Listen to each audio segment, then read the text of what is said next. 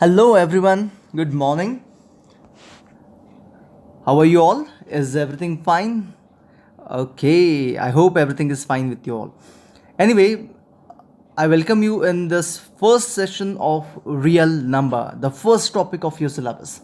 Okay, so from today, we're going to begin with real number.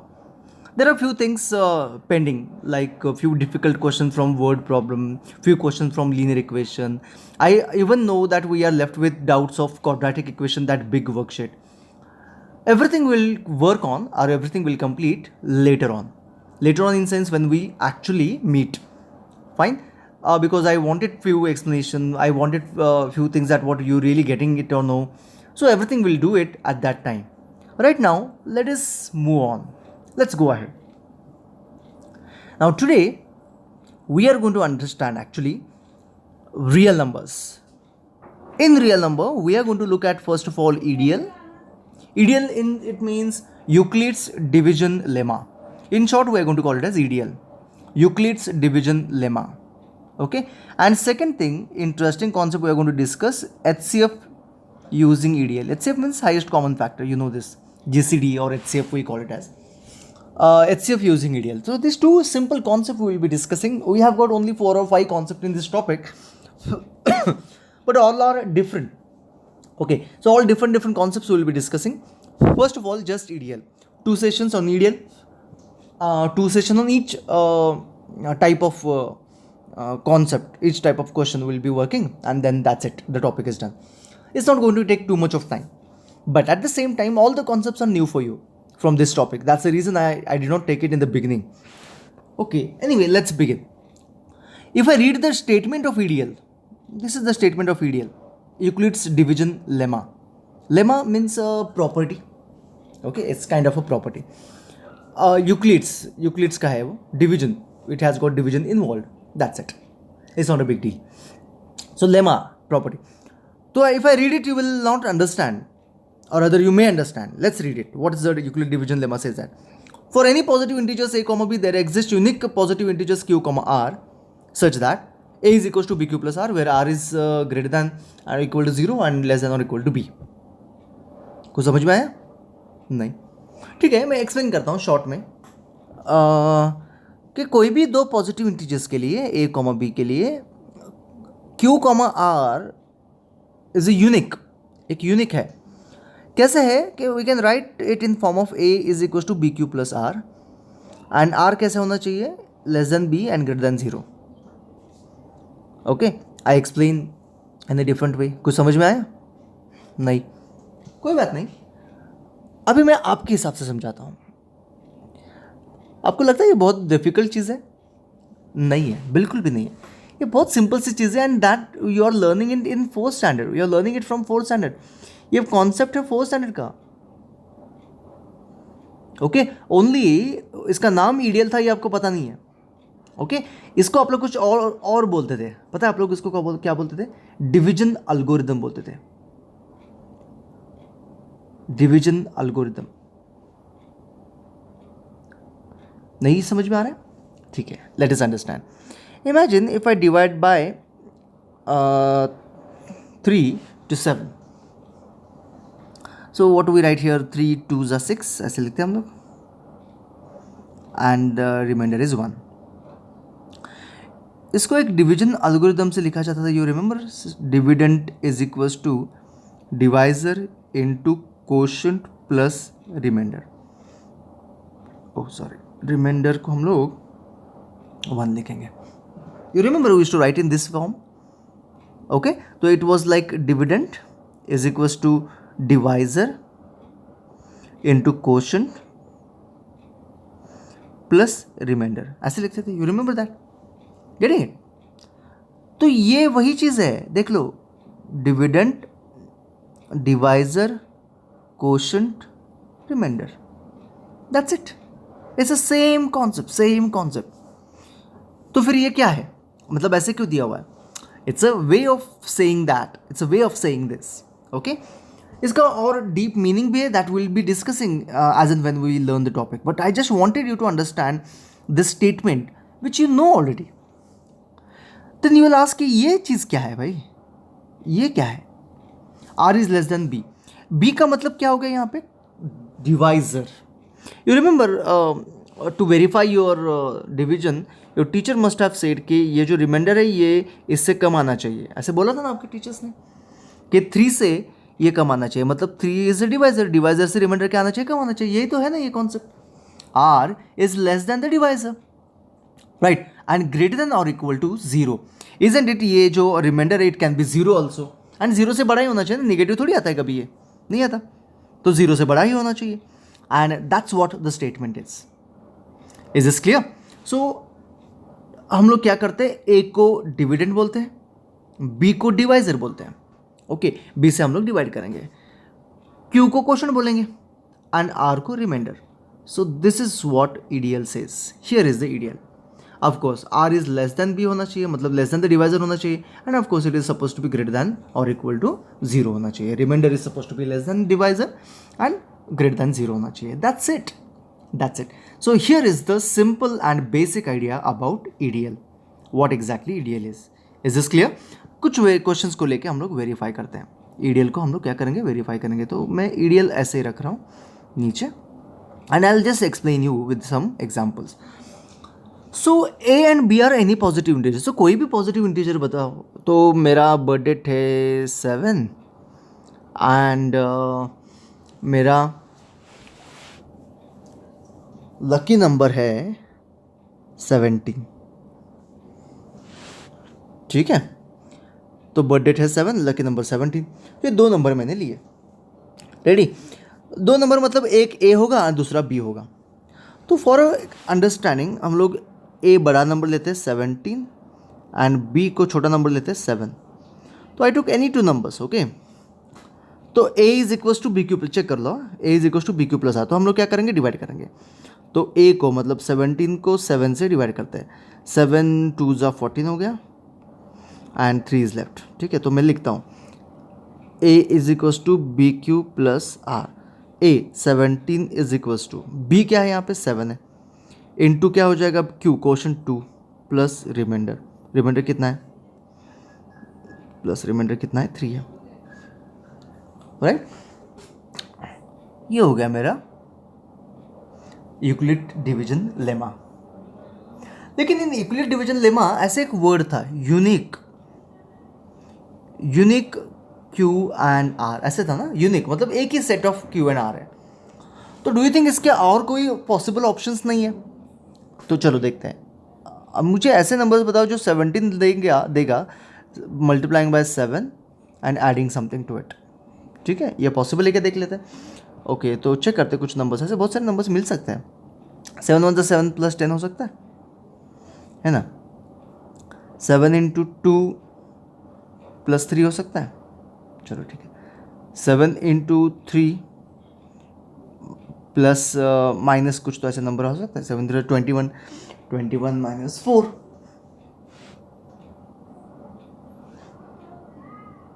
हो सकता है ना. ये बहुत सारे ऑप्शंस हैं. तो ये है मेरा Q और ये है मेरा R. Q R, ये है Q और ये है R, right. But what is a condition for R? R is suppose to be greater than 0. तो is this R is greater than 0? नहीं है. ये R तो नेगेटिव है, तो ग्रेटर देन 0 नहीं है. तो ये रॉन्ग है according to definition. And how is R suppose to be less than B, less than the quotient. Quotient क्या है मेरा, B क्या है 7 है. R is suppose to be less than 7, तो ये भी रॉन्ग है. तो which is correct? This is correct. So to which is satisfying the conditions, both the conditions, there is only one way. That's why it is said the unique way. Okay, and if I have to understand in a more better way or in a more simpler way, you can understand division is possible only by this, है ना. यही possible way है division करने का, कोई और way है ही नहीं. So accordingly, this is also cannot be written in some different form. It is the same form. Clear. So I hope you understand exactly concept क्या है यूक्लिड डिवीजन लेमा का. लेकिन थोड़ा सा डीपर है दैन द डिवीजन. डिवीजन से थोड़ा deeper है. What if I choose this as A and this as B, मतलब एक छोटा एक बड़ा लिया तो भी चल जाएगा. Is that not going to make the Euclid division lemma wrong? Let us check. तो I need A is equal to B Q plus R to be represented. A 7 है, बी मतलब क्या है 17 है, 17 इंटू समथिंग प्लस रिमाइंडर हो जाना चाहिए. तो चलो डिवाइड करते हैं. अंदर आएगा 17 this time and then 7 this time and 17 is out. 17 zero जा जीरो, रिमाइंडर 7.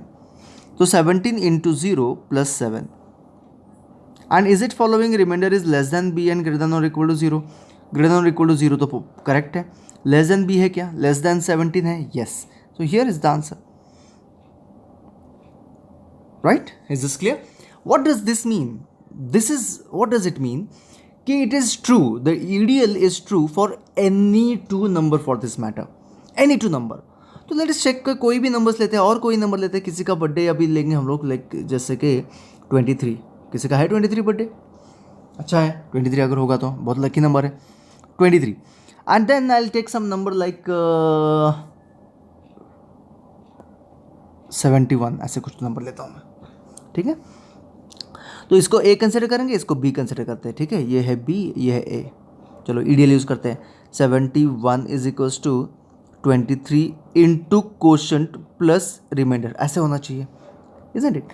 तो 71 को हम लोग क्या करेंगे, 71 को 23 से डिवाइड करेंगे.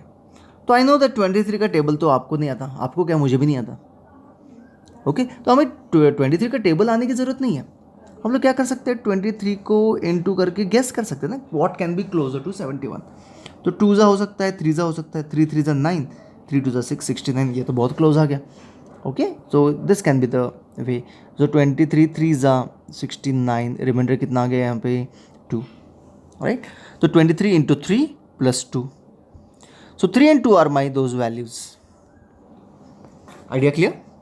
Here it is nothing but called as ideal. That's it. That's it. That means ideal itself is ideal itself is division algorithm. Ideal Euclid division lemma itself is division algorithm, nothing else. So it's not at all a different or difficult concept. It's a very very simple concept. Okay, let's move ahead for HCF. Finding HCF. HCF का मतलब पहले समझ लेते हैं. Highest common factor मतलब क्या होता है HCF का, कि ऐसा नंबर जो दोनों को डिवाइड करे. Okay, both the numbers are suppose to be divisible by that number. Okay, and that's number is suppose to be largest one, ऐसा है. एनीवे, जस्ट एक एग्जांपल लेते हैं, जैसे कि 10, 20. अभी इन दोनों के फैक्टर्स को अगर हम देखें, या फिर imagine if I look at the numbers which divides 10 and 20, which divides का मतलब क्या होता है, डिविजिबल. तो 10 and 20 are divisible by some number. तो 10 and 20 both are divisible by 5, है ना. 5 2 जा 10, 5 4 जा 20. 10 and 20 ऑल्सो डिविजिबल बाय 10 से भी डिविजिबल है ना.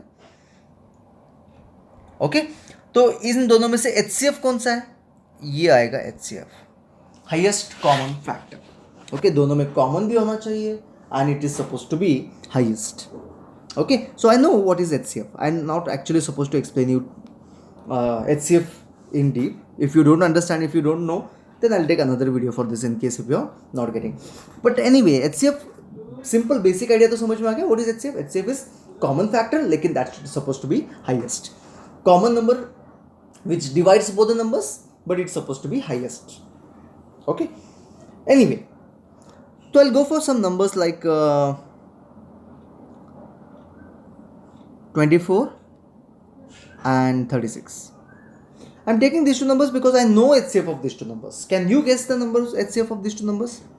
Come on, tell me. 4 से डिविजिबल है, लेकिन इससे भी बड़ा हो सकता है क्या, देख लो. 6 4 जा 6 6 जा, यस 6 है. ओके, 4 and 6 तो हाईएस्ट है. और कोई नंबर है क्या, नहीं लग रहा है. 12 2 जा 24, 12 3 जा 30, yes. So here is 12 is HCF. Okay, but ये तो बहुत डिफिकल्ट हो रहा है ना. अगर आपको 12 का टेबल पता नहीं है तो, और अभी ये 12 आ गया. In case if it is 57 के टेबल में हो तो 57 किसी को मालूम है table. So isn't it that becomes bit difficult. तो ideal Euclid gave us a very interesting method of finding HCF of the numbers. आपको बस मेथड्स याद रखने, स्टेप्स याद रखने हैं, बस ज़्यादा कुछ नहीं करना है। सिंपल सी बात है, बहुत सिंपल सी बात है। चलो let's see what Euclid said about finding the HCF। चलो डिस्कस करते हैं। सबसे पहले choose one number of this two as A and B। Okay, any one number. तो first number consider largest one as A, which is 36, and smaller one B as 24। ठीक है, अभी यहाँ पे हमें क्या करना है, यूक्लिड डिवीजन लेमा लगाना है। How to put that, how to apply Euclid division lemma. Okay, Euclid division lemma को कैसे अप्लाई करते हैं, हमें पता है A इज इक्वल्स टू क्या है वो, BQ प्लस R, राइट। तो A इज इक्वल्स टू मतलब 36 इज इक्वल्स टू, ये है मेरा first step, 36 equals to BQ, B मतलब कितना है 24, इंटू इसका कोशंट होगा प्लस क्या होगा, रिमाइंडर होगा। तो उसके लिए हमें रफ वर्क करना पड़ेगा। चलो 36 को 24 से डिवाइड करते हैं, 24 1 ज़ा 24 हो गया ना, 1 नहीं होगा ना, 2 ज़ा तो 40 से आगे जाएगा, है ना। It's very clear. So 2 and 1 12 आ जाएगा। तो यहाँ पे 24 इंटू 1 प्लस 12 ये आ गया, ठीक है। तो रिमाइंडर मेरा कितना आ गया, 12 आ गया। अभी करना क्या है, सेकेंड स्टेप में A इज माई 24, जो मेरा B था वो बन रहा है A, and remainder is my B इधर आ गया, 24 इधर आ गया। मतलब ये दो नंबर से हमें सेम वे से वर्क करना है, फिर से ईडीएल लगाना है, फिर से EDL for this two numbers. ऐसे कब तक करते जाना है, जब तक रिमाइंडर 0 ना आ जाए। Okay, I will be solving 2-3 questions of this category, so don't worry. Right now, if you're not understanding, till in the next question you will understand. Don't worry. So 24 is equals to, ये लग गया मेरा ideal, है ना। 24 is equals to 12, देख लो 12 into something plus remainder as something, BQ plus R, ये रहा यहाँ पे ideal। So 12 is equals to 24 is equals to 12 into what, चलो देखते हैं। तो 24 यहाँ पे 12 का टेबल याद करने की ज़रूरत नहीं है। If you don't know it's okay, no problem, you can continue. 12 का गेस करो, 2 ज़ा हो सकता है, यस 24। सो 12 2 ज़ा 24, रिमाइंडर इज 0, आ गया मेरा remainder 0। When R is equals to 0, that time B की जो वैल्यू है, B की वैल्यू क्या है, 12 है। B is equals to 12 is HCF। जब R इज इक्वल टू 0 आता है, तब जो B वैल्यू होती है दैट इज़ योर HCF। ये वेरी सिंपल कॉन्सेप्ट है, बस याद रखना है और कुछ नहीं। ओके, ठीक है, कोई बात नहीं, भूल जाओ अभी इसको। राइट नाउ हम लोग और एक क्वेश्चन देखते हैं and then we will confirm the rule, ठीक है ना। चलो और कुछ डिफ़िकल्ट नंबर लेके देखते हैं, उसका जो HCF पता हो, ऐसा वाला नंबर जिसका HCF पता हो। Maybe I will take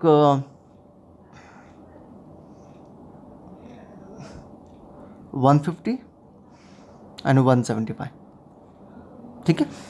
आपको अगर पता नहीं है तो मैं बता दूं कि इसका HCF है 25। HCF कितना है इसका, 25 है। दोनों HCF 25 के टेबल में हैं। लेकिन आपको 25 का टेबल याद करने की ज़रूरत नहीं है, कुछ नहीं है, क्योंकि ईडीएल ने हमें एक अच्छा सा मेथड दिया हुआ है। Okay, let us follow it. और फर्स्ट स्टेप हमें चूज़ करना है A को एंड B को। A should be larger value, B should be smaller value. Okay, done. Now 175 इस फॉर्मेट में लाना है। Okay, 175 is equals to A is equals to B 150 into something plus something. Okay, so fill up the concept. तो इसके लिए क्या करना पड़ेगा हमें, रफ में जाके डिवीजन। तो 175 को 150 से डिवाइड करना है, 150 1 ज़ा 150, है ना। तो कितना रहेगा देख लो यहाँ पे, 5 2 0 25 हो गया, बराबर 1 और यहाँ पे आ गया 25 remainder. Of course it is less than the B and then correct, right. अभी हमें क्या करना है, रिमाइंडर तो 0 नहीं आया, R is not equal to 0। अगर रिमाइंडर 0 नहीं आया तो आगे हमें कंटिन्यू करना है। कंटिन्यू कैसे करना है, ये होगा मेरा A और ये होगा मेरा B। अगेन ईडीएल, तो 150 is equals to 25 into something plus something. चलो रफ में आ जाओ, what I have to do, 150 25 से डिवाइड करते हैं। 25 पता नहीं टेबल तो हमें, कोई बात नहीं, 25 का टेबल पता नहीं तो इट्स ओके। 25 इंटू समथिंग कितना 150 से क्लोज आएगा, चेक करते हैं। 4 जा 6 जा 7 जा 8 जा जो भी हो, 8 to 16 आता है तो 15 के हम 7 देखते हैं। 7 2 जा 14, हाँ ये पॉसिबल लग रहा है। 7 5 जा 35, 5 3 कैरी, 7 2 जा 14 प्लस 3 17। नहीं नहीं नहीं नहीं, ये तो गलत आ गया। तो 6 जा हो सकता है। ये क्या हो गया, 6 जा 6 जा 3 2 12, यस करेक्ट। 6 जा 150, सो 6 एंड यहाँ पे रिमाइंडर आ गया 0। तो when r is equal to 0, that time जो b वैल्यू है, that is your HCF। So therefore HCF will be equal to 25। ये तो आ गया। लेकिन ये सारे आंसर तो 2 ही स्टेप में आ रहे हैं। ऐसे कुछ पॉसिबिलिटी है क्या कि 2 स्टेप से भी आगे जा सकता है? पॉसिबिलिटी है। ओके, तो चेक करते हैं वो पॉसिबिलिटी क्या है। इमेजिन करो, if I take the number like 36 and 34, ऐसे नंबर्स लिए। पता है इसका HCF क्या है? लेट मी टेल यू, इसका HCF है just 2। Okay, HCF is just 2। Let us check. तो हमें सबसे पहले चूज करना है ए क्या होगा 36, बी क्या होगा 34, बराबर है। तो 36 is equals to B Q, मतलब 34 इंटू समथिंग प्लस समथिंग। ठीक है, ये भी 2 ही स्टेप में आ रहा है। ओके, 1 मिनट, 2 ही स्टेप में आंसर आ रहे हैं। चेंज करते। हैंग हो गया।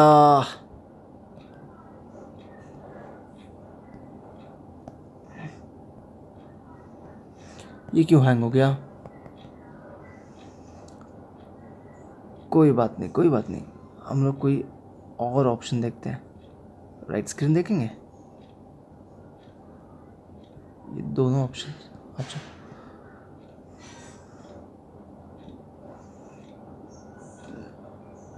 Just a minute, give me 1 minute.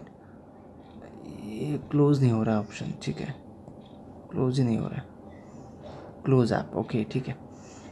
हम लोग can work on same way. Let us check. आ रहा है, यस इट इज ओके। तो let me erase all this things. I can go for something else, जैसे कि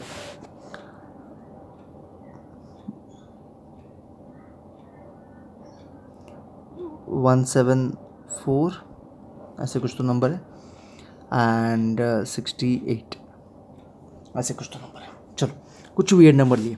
okay, ready everyone, let's start. So A will be equal to 174 and B will be equal to 68। इन दोनों का मुझे क्या find करना है? HCF फाइंड करना है। चलो वर्क ऑन इट। तो 174 इज सपोज टू बी, आपको पता है ना, A is equal to B Q plus R। तो B क्या है 68 इंटू समथिंग प्लस समथिंग, ठीक है ना। तो 174 को चलो 68 से डिवाइड करते हैं, ठीक है ना। 68 तो टेबल नहीं पता किसी को भी। 68 into what is equal to 174। चलो 2 ज़ा या फिर 3 ज़ा, नहीं 2 ज़ा, 2 8 ज़ा 16, 1 कैरी, 6 2 ज़ा 12 प्लस 1 13, ये तो बहुत कम आ गया। चलो 3 ज़ा देखते हैं। 68 इंटू 3 कितना आएगा देख लेते हैं। 8 3 ज़ा 24, 4 2 कैरी, 6 3 ज़ा 18 एंड 2 20 हो गया। तो ये ज़रा ज़्यादा बेहतर है ना। चलो ठीक है, you cannot hesitate directly multiplying. Okay, so 2 ज़ा 136 है ना। तो 4 minus 6, 14 minus 6 is 8, 1 carry, and 7 minus 4 is 3 and 0, right. तो इट इज़ 38। तो यहाँ पे आएगा 68 इंटू 2 प्लस 38। ये डिवीजन तो आपको आता है, there is no problem. Next, अभी करना क्या है, नंबर थोड़े छोटे हो गए हैं ना। ये है मेरा A और ये है मेरा B। Now A is equal to 68 and B is equal to 38। Ready? So 68 is equal to 38 into something plus something. Numbers थोड़े छोटे हो गए, अच्छा हो गया। तो we can go for this numbers, जैसे कि 68 is equal to 38 into something plus something. तो 68 को 38 से डिवाइड करते हैं।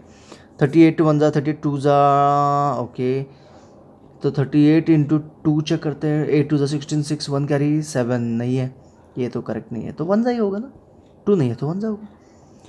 38 0 एंड 3 30 हो गया, तो 38 into 1 plus 30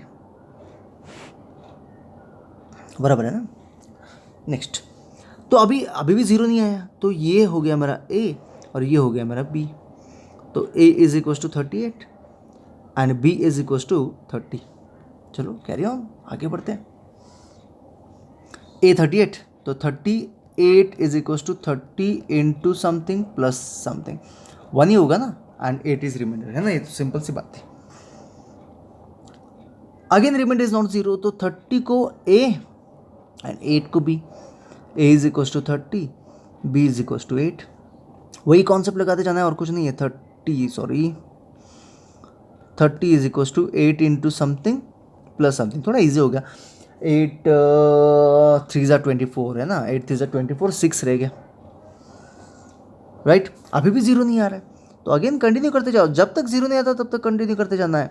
so A is equal to 8 and B is equal to 6, तो यहाँ पे क्या आएगा, 8 is equal to 6 into something plus something, 6 1 ज़ा प्लस 2, राइट। ये आ गया मेरा A is equal to 6 and B is equal to 2।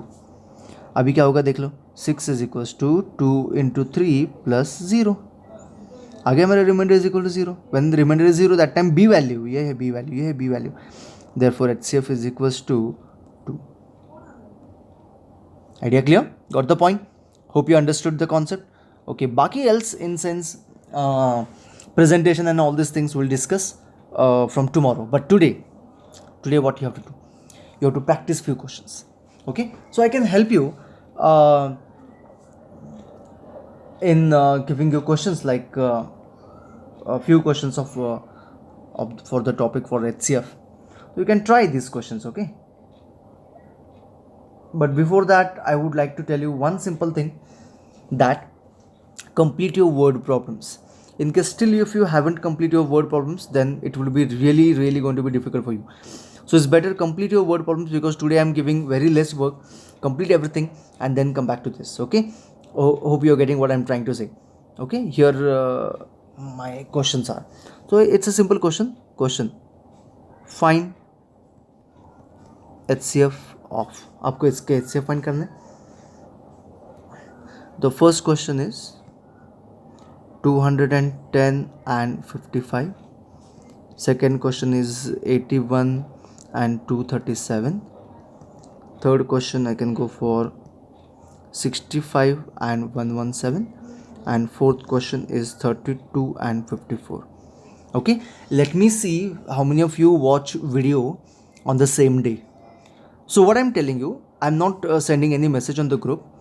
I'm just telling you in the video that you have to send me the solution of all these things.